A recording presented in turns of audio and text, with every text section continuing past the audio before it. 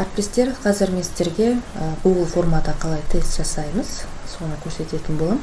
Алдыңғы видеода мен сіздерге сауалнаманың жолын көрсеткен болатын, жасайтын. Енді біз алдында тестке дайындалғанбыз, осы кезде USTA дейтін пробменен алған тесттерді алғанбыз.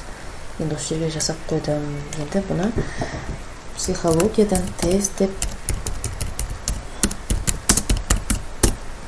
осылай жасағымыз. Мысалға, психология 7 сұрақ деген сияқты жазуға болады.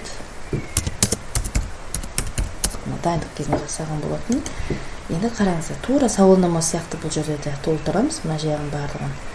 Енді бұл жерде тест жасағаннан кейін бұлда дұрыс жауабы болу керек, қате жауаптары бар дегендей, дұрыс жауапқа берілетін балы бар, соның барлығын настройкадан жасап қоямыз. Ол үшін мына тестті ашасыздар ғой, Google форманы, сол кезде сразу настройкасына барамыз.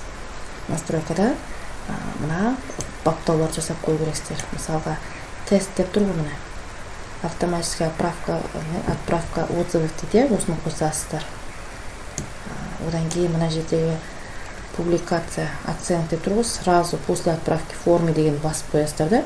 Сосын мына жердегі қатарынан үшеуіне правильный ответке де қосасыз, незачетный ответы соған да қоясыз.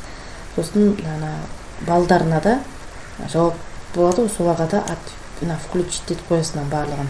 Енді балдық жүйені өзіңіз 5 балл бересіз ба, бір дұрыс жауапқа мен 1 балдан беріп қойыппын мінекей. Енді осы жерге келгеннен кейін мына жерді қараймыз, ответы. Одан кейін ответы деген жерде ешқандай өзгеріссіз қалады. Презентация. Бұл жерде де өзгеріссіз қалады. Ашып көрсетіп отырмын. Тек бұл жерде показывает ссылку, повторно дополнение формы деп соны қосасыздар. Посмотреть ответы. Өздеріңіз қатемен жұмыс жасау үшін осы керек болады, осыны қосып қоясыздар. Мінекей настройкадан тура осы мен көрсеткендей жасайсыздар. Одан кейін төмен жаққа келеміз. Мен астына қарай өтсеңіздер, ешқандай настройка жасалмапты, қосылмапты. Одан кейін настройки вопрос по умолчанию. Мен де қосып қойыппын.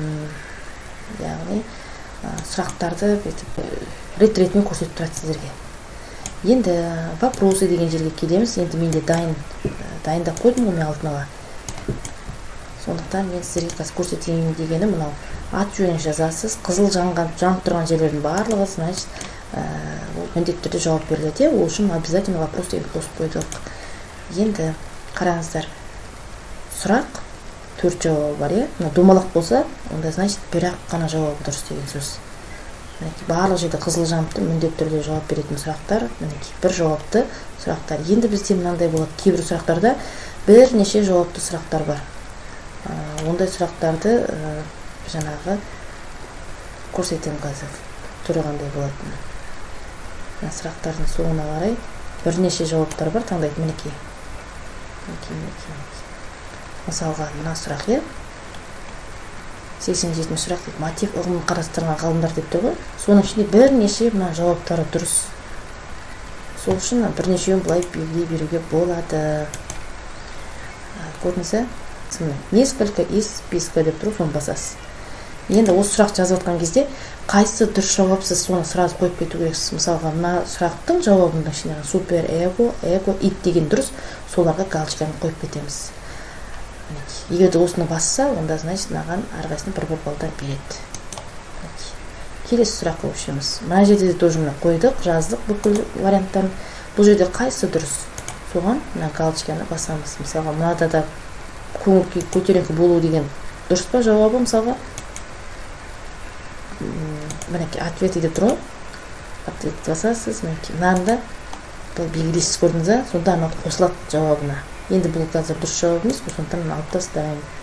Мінекей осыны готовын басасыз. Өйтіп сауалнамалар, тесттер дайындайсыз. Ең соңына келген кезде міне аяқталады бұл сұрақ деген. Міне отправить деген тұр. Бәрін біткеннен кейін отправитқа барасыз. Осыны барғаннан кейін сілтемесін аласыз. Мына ортадағын басып, мына сілтемені басып аламыз. Енді бұны новый вкладкадан ашып көрейікші қазір бізге мінекей. Тест ашып тұр қазір бізге. Ат жөнін жазасыз.